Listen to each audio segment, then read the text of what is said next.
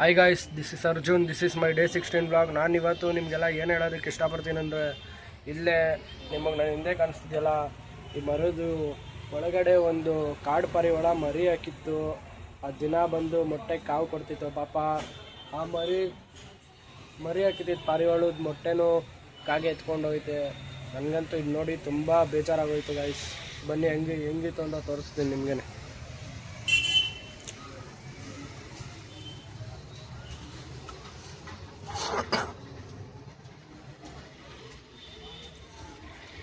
Guys, ಇವಾಗ ಸ್ವಲ್ಪ ಕತ್ಲೆ ಅಡ್ಜಸ್ಟ್ ಮಾಡ್ಕೊಳ್ಳಿ, ಯಾಕಂದರೆ ನಾನು ಇವಾಗ ತಾನು ಬಂದಿದ್ದೀನಿ ಕೆಲಸದಿಂದ.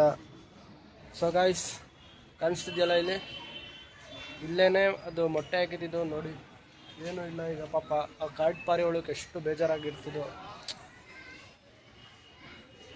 ಬನ್ನಿ ಹೋಗೋದ ಕೆಳಗೆ, ಇಲ್ಲಿ ಫುಲ್ ಕತ್ಲೆ ಐತೆ.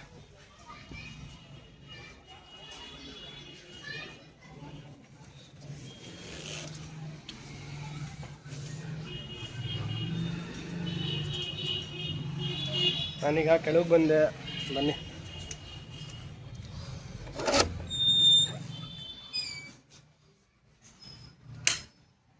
ಗೈಸ್, ಇವಾಗ ಅಟ್ ಪ್ರೆಸೆಂಟ್ ನಾನು ಇರೋ ರೂಮಿಗೆ ಬಂದಿದ್ದೀನಿ.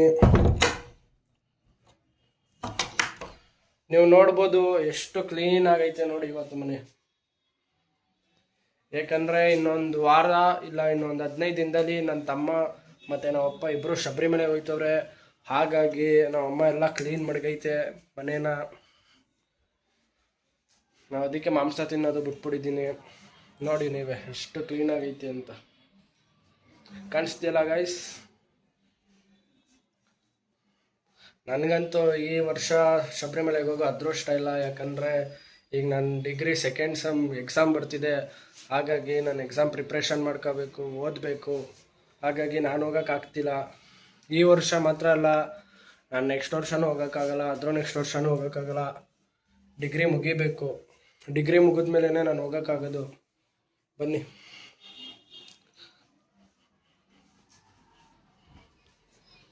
ನೋಡಿ ನಮ್ಮ ಬಾಸ್ ಆಂಜನೇಯಂಗೂ ನಮ್ಮ ಅಮ್ಮ ಪೂಜೆ ಮಾಡೈತೆ. ನನಗೆ ಇದಿಷ್ಟ ಆಯಿತು ಗೈಸ್. ನಾನು ಚಿಕ್ಕ ವಯಸ್ಸಿನ ನಂಬಿರೋ ದೇವ್ರು ಅಂದರೆ ಅದು ಆಂಜನೇಯ ಮಾತ್ರ. ಯಾಕಂದರೆ ಅದೇನೋ ಗೊತ್ತಿಲ್ಲ, ನಾವು ಹುಟ್ಟಾಗಿಂದ ನಂಗೆ ಇಷ್ಟವಾದ ದೇವರು ಅದೇನೇ, ನಾನು ನಂಬಿರೋ ದೇವರು ಅದೇನೇ ಗೈಸ್.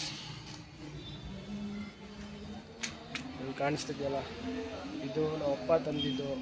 ಮಳೆ ಬಂದು ಎಲ್ಲ ಉದ್ರೋಯ್ತೈತೆ ನೋಡಿ. ಕುಶನೂ ನೋಡಿ ಹೆಂಗಾಗ್ಬಿಟ್ಟಿದೆ. ಇನ್ನೇ ಹಂಗೆ